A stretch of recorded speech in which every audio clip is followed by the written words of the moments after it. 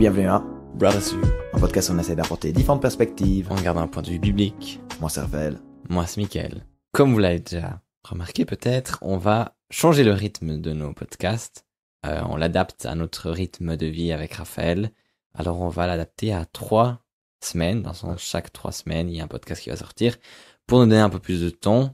Et aussi, comme la durée des podcasts est un peu plus longue que ce qu'on planifiait au début, ça vous permet d'avoir du temps pour écouter et nous de les préparer.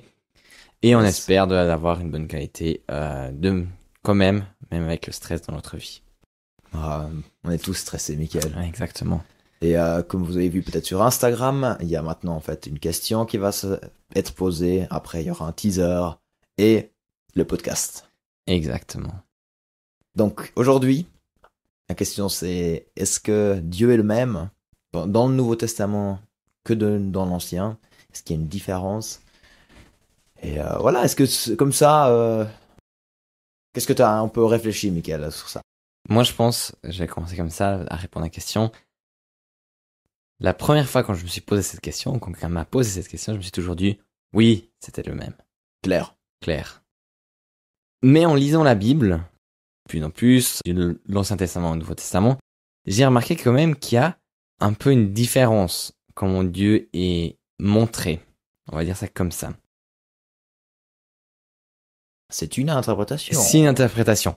Après, voilà, j'ai déjà entendu beaucoup de gens qui ont fait des gros débats théologiques.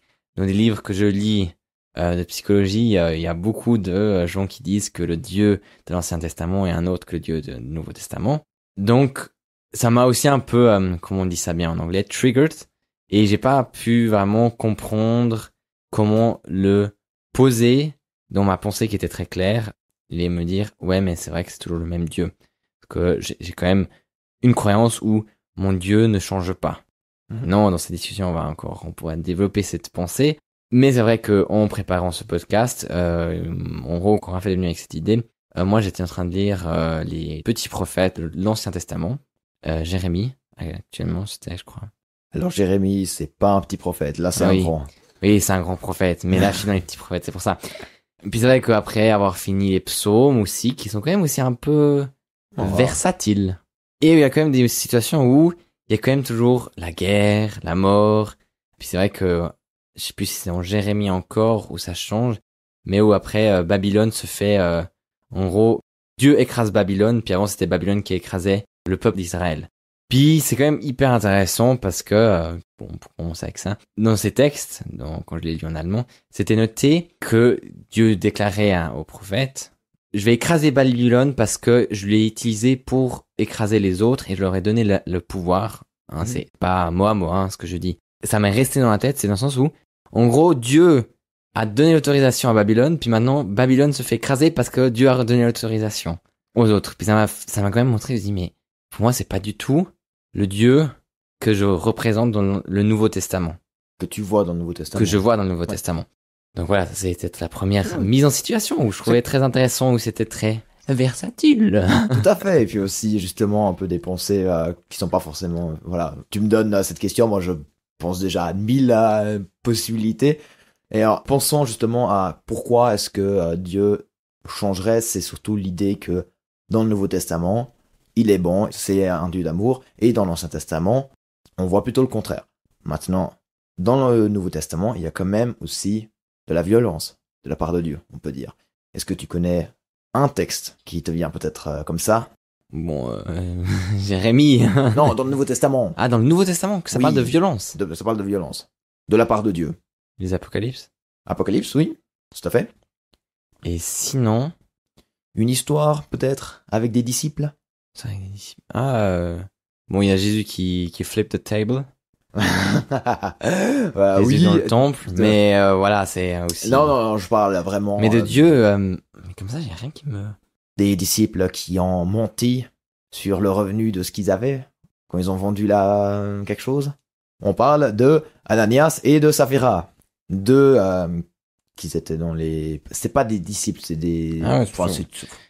Voilà, c'est des disciples, des apôtres. Ah, mais si tu m'avais dit, j'aurais su. Moi, je pensais à des disciples. Des disciples des apôtres. Michael. Mais je pensais être disciple de Jésus. Non, je rigole. Oui. Je rigole, j'aurais pas eu les compétences théologiques pour savoir ça. Bon, mais tu connais l'histoire où ils mentent en fait à Pierre combien ils ont reçu. Et du coup, Pierre il dit, vous avez vraiment reçu, enfin, d'abord à Ananias, vous avez vraiment reçu autant. Oui, bam, il est mort. Saphira, oui. Saphira rentre, il demande la même question. Oui, bam, elle est morte. Mais c'était pas sur le chemin.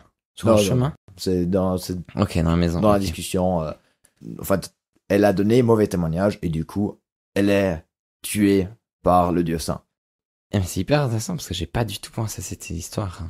Ça, c'est une histoire qui sort un peu comme ça. Et après, il y a aussi Apocalypse. Il y a aussi 2 Thessaloniciens 1, versets 6 à 9, ce qui est aussi un truc plutôt apocalyptique où Dieu va juger les nations et puis justement je vous lis.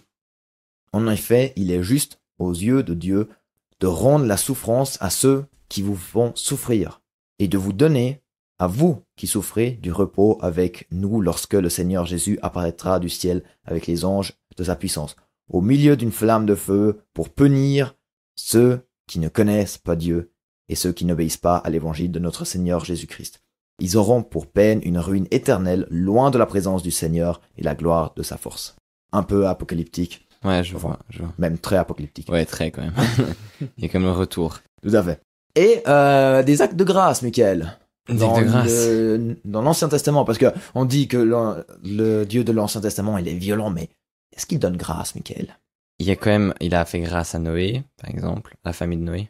Après, voilà, hein, aussi côté élu. Il y a toujours quand même des grandes discussions entre le chef d'Israël, par exemple Moïse et Dieu, où c'est toujours une discussion un peu comme une négociation, comme vous négociez avec vos parents quelque chose. Vous avez le droit de rien dire, mais il dit quand même quelque chose, puis il négocie, puis il rend grâce quand même souvent au peuple de Dieu. Il rend grâce au peuple. Ouais, au peuple il leur d'Israël, donne oui. grâce. Ça, et bon, après, il y a encore plein de personnages bibliques où il rend grâce. Tout à fait. Après, ça dépend toujours aussi parce que si on dit, là, on rentre dans un nouveau sujet, hein, un peu, mais si Dieu donne grâce à quelqu'un, nous, on n'a pas tout à fait le même jugement que lui.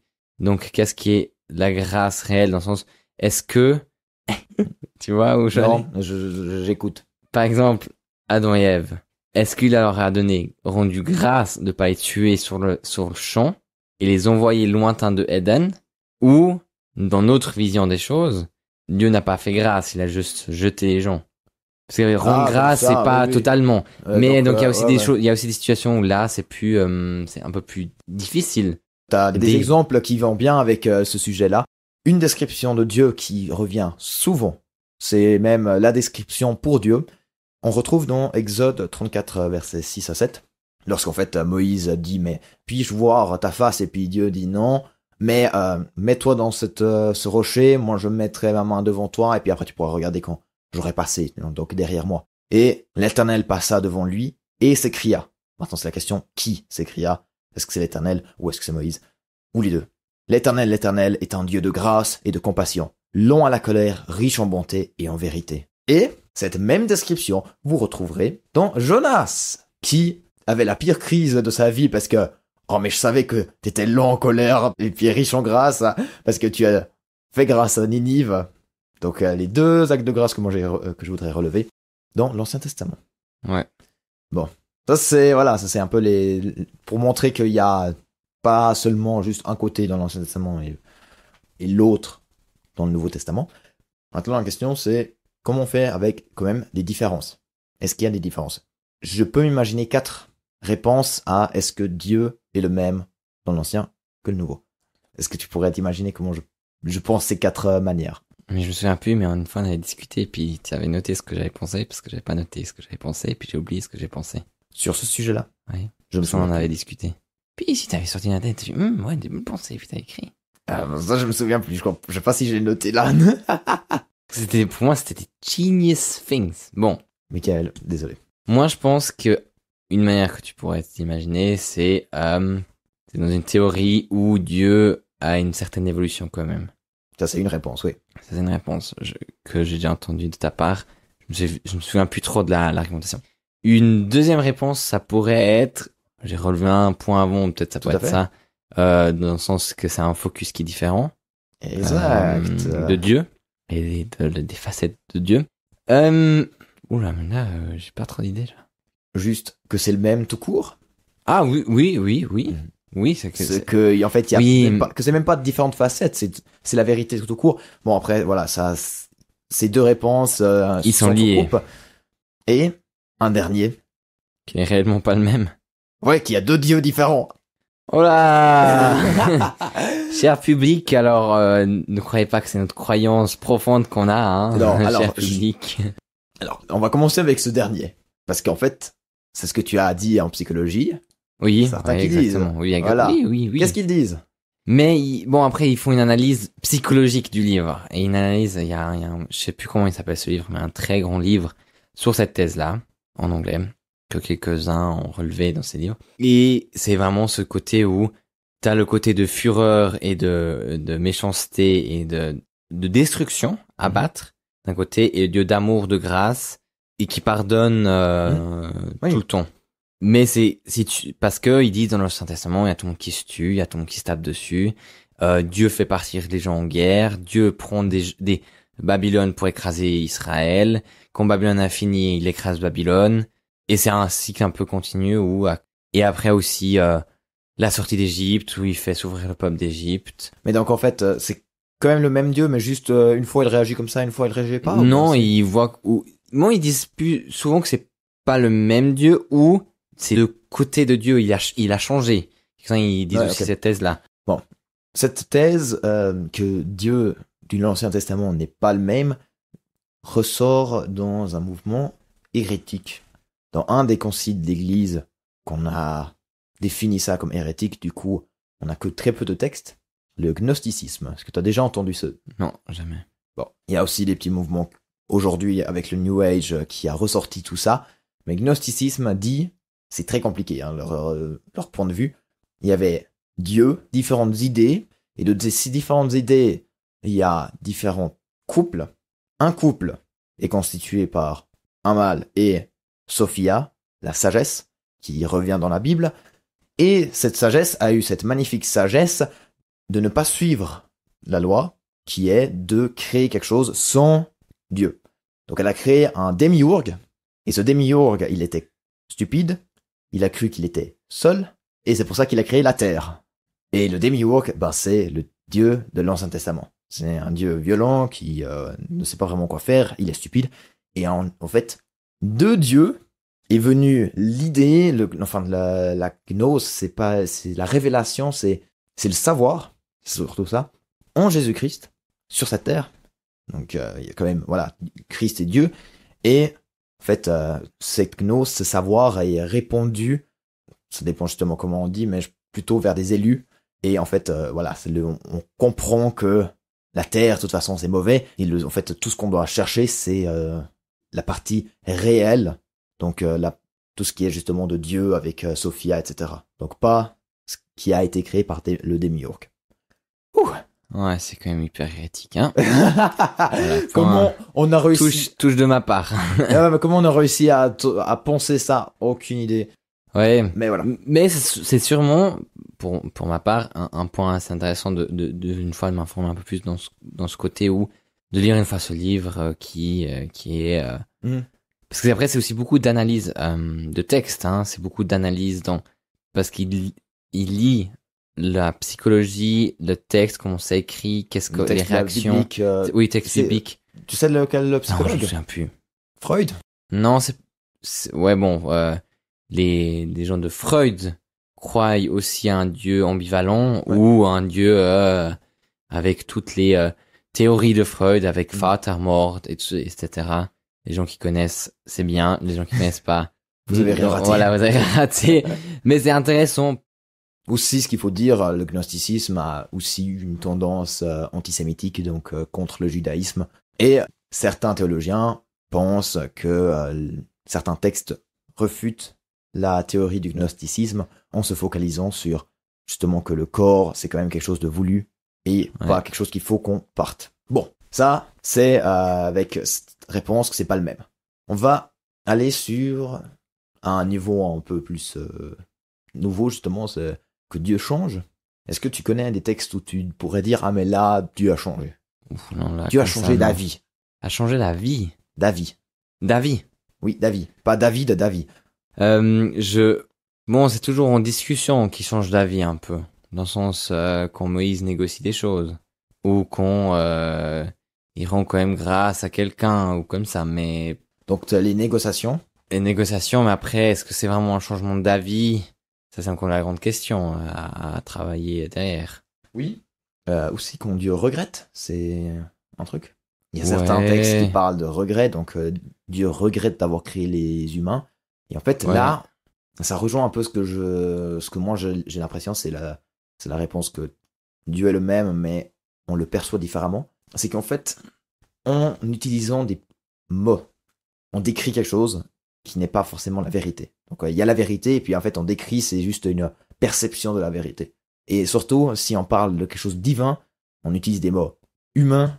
Il y a une différence. Et donc, en fait, on se projette en fait une image d'humain sur Dieu. Donc, on utilise des mots comme il a regretté, il est, Il est gris. voilà, il pleure. Non, ça, je sais pas. Je suis pas sûr.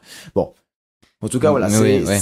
ces anthropomorphismes qui, selon moi, représentent juste comment on perçoit Dieu.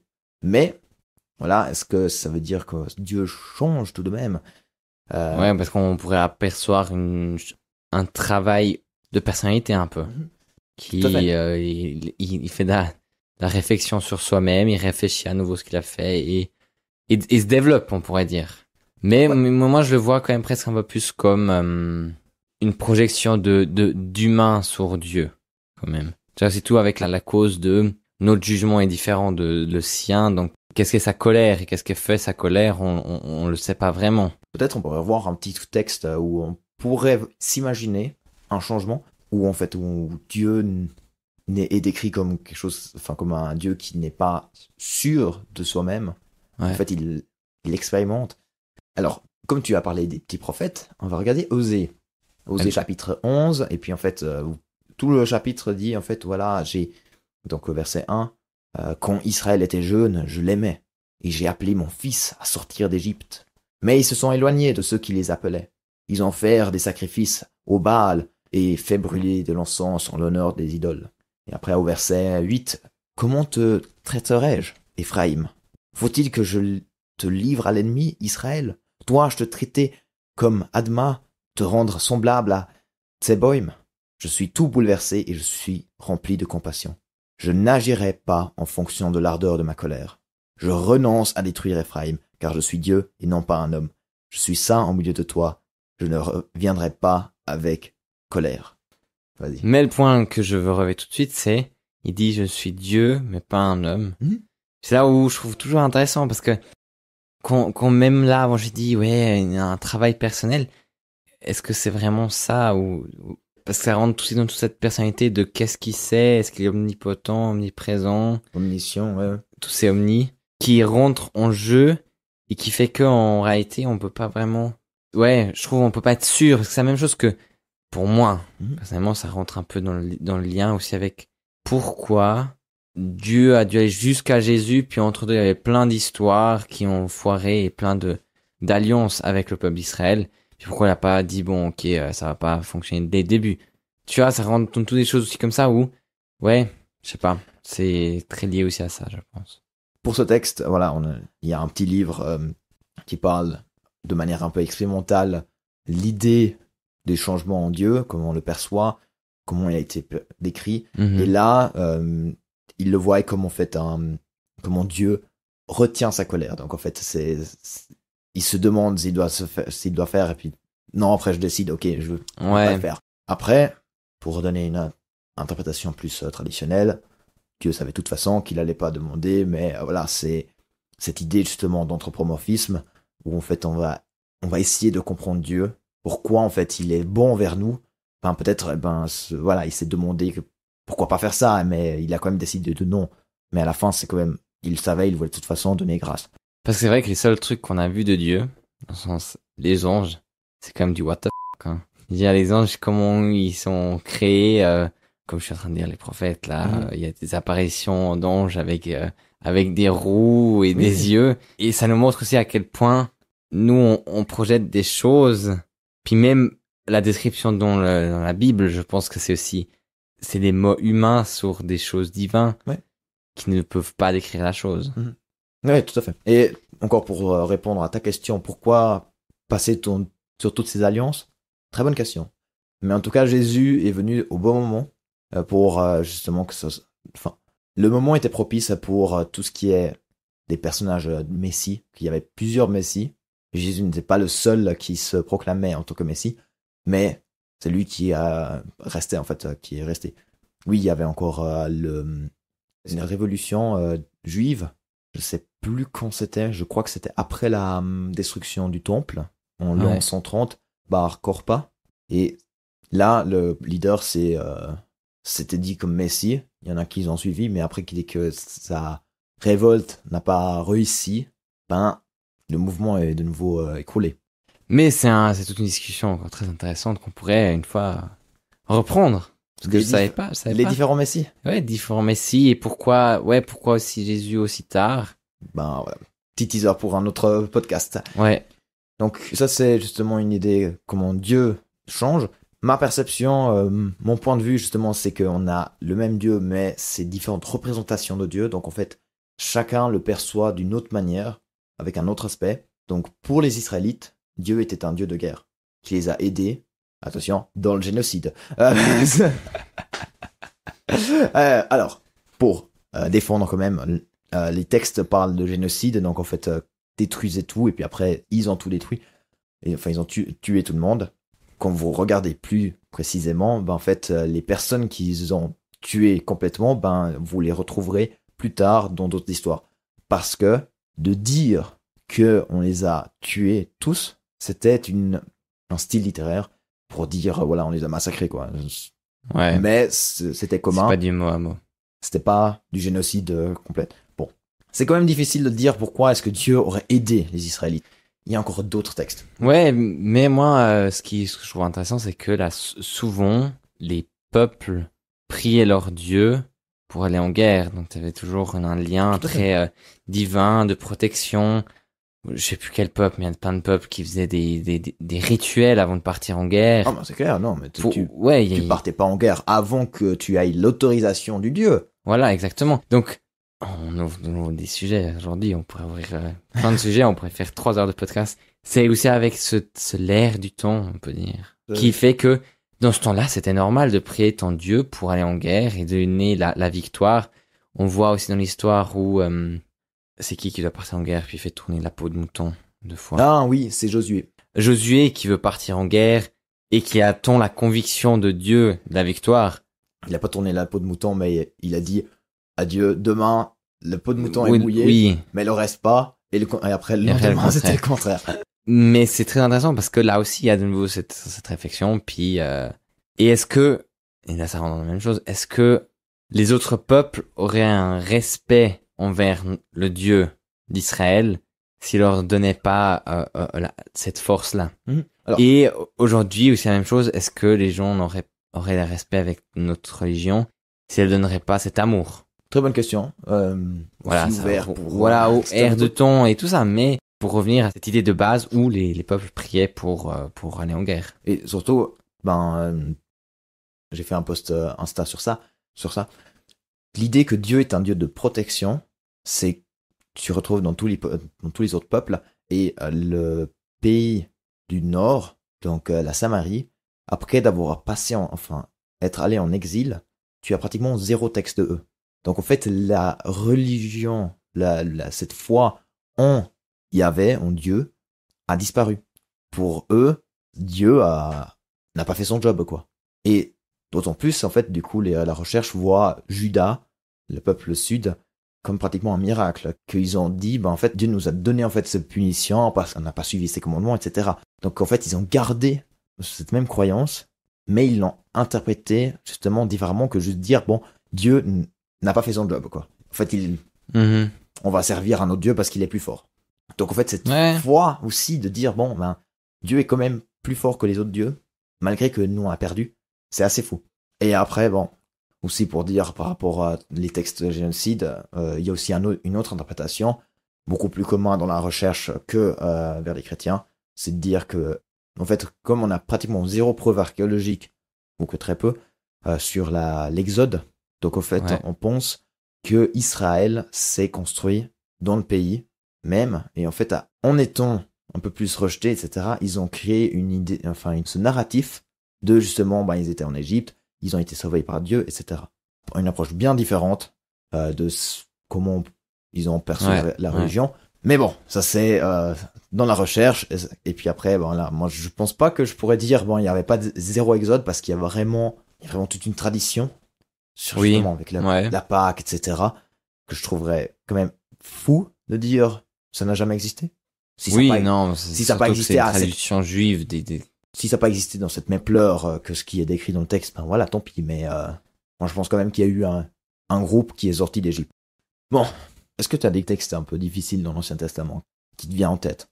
Comment Dieu est représenté? Comment Dieu agit? Alors je dirais non, parce que je sais pas dans quelle direction tu veux y aller, mais dis-nous, Raphaël.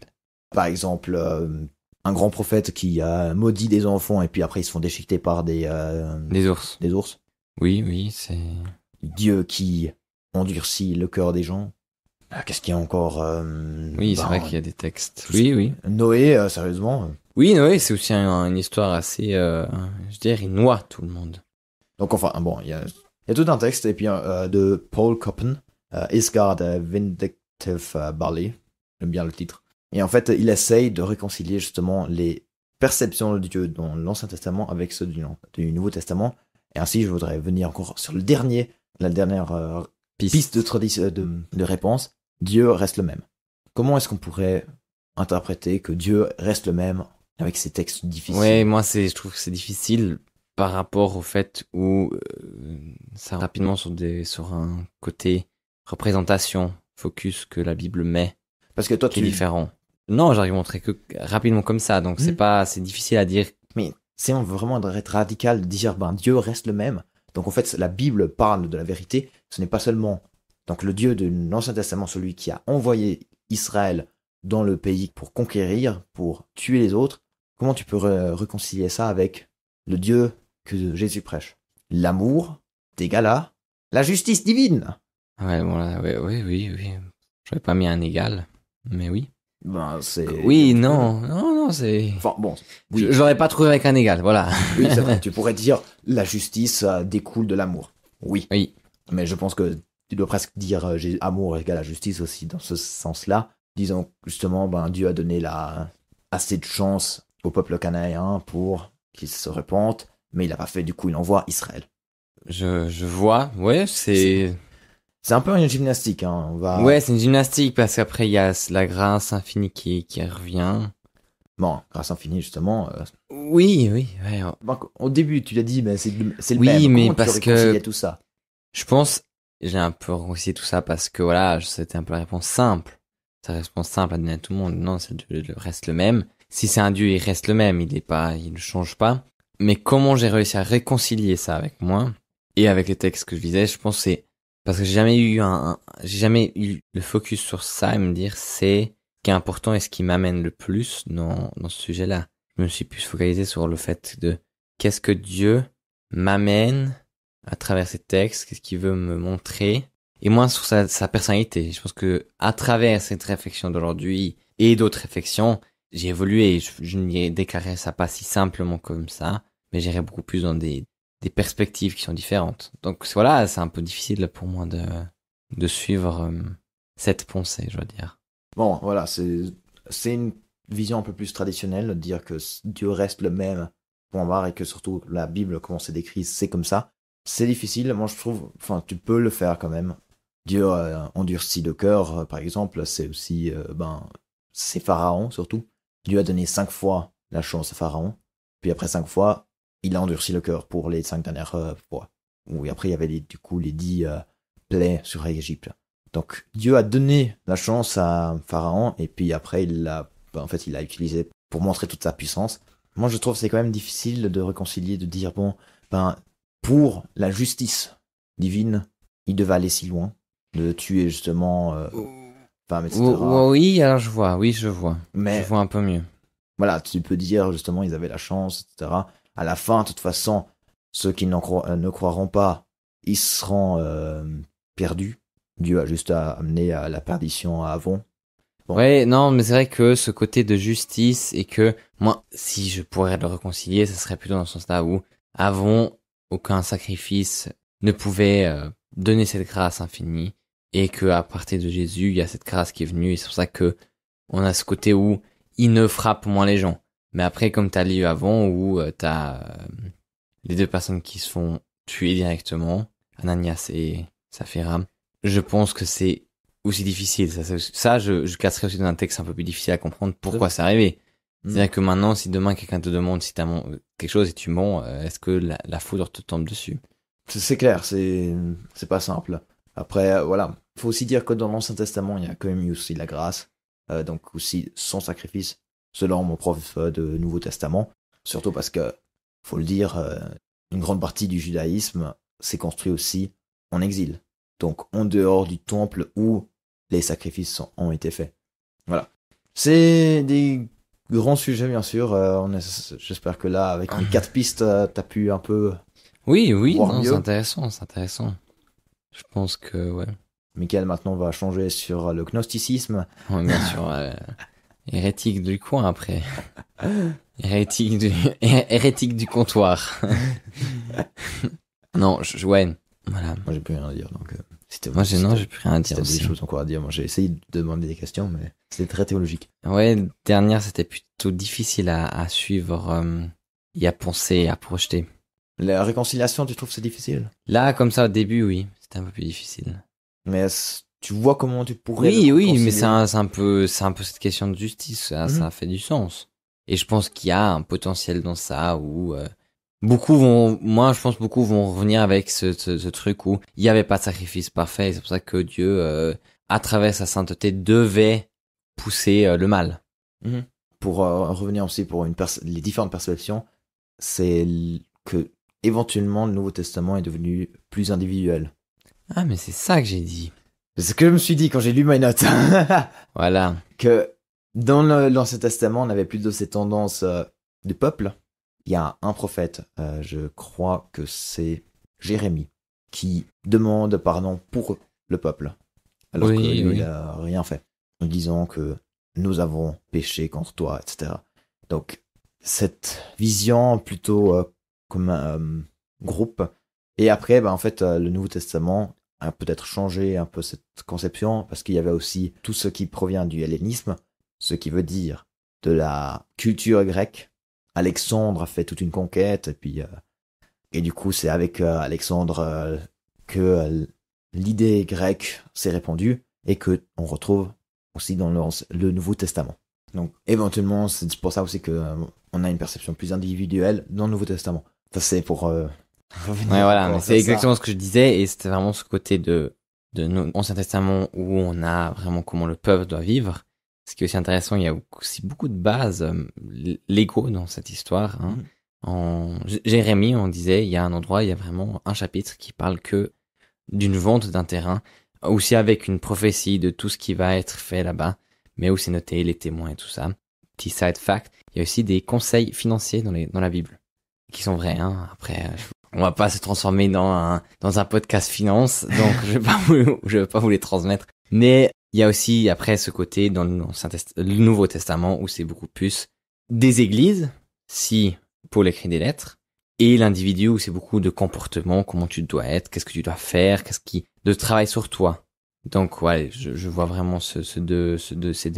Bien que Paul écrit à toute l'église, du coup il parle aussi de la vie d'église. Oui, la vie d'église. Mais où avant le peuple c'était certes un peuple uni, mais qui était très grand et très divergé et changeant. Yes. Mais est-ce que tu as encore quelque chose à rajouter sur justement cette question, même Dieu? Non, je crois pas comme ça. Je crois que c'est bien clôturé comme ça. Voilà, moi je pense pas qu'il y a beaucoup plus de pistes de réponses. J'espère qu'on a réussi à amener différentes perspectives. En gardant un point de vue biblique. Wouh bien que le gnosticisme c'est un peu plus difficile. J'espère que vous n'êtes pas ennuyé dans ce sujet-là et que vous avez pu apprendre peut-être différentes perspectives.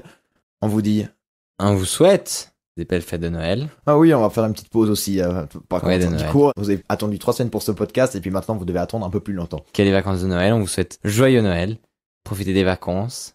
Profitez de ce temps de lumière qui Tout à fait. brille. D'espoir. L'espoir, ouais. Merci d'avoir écouté.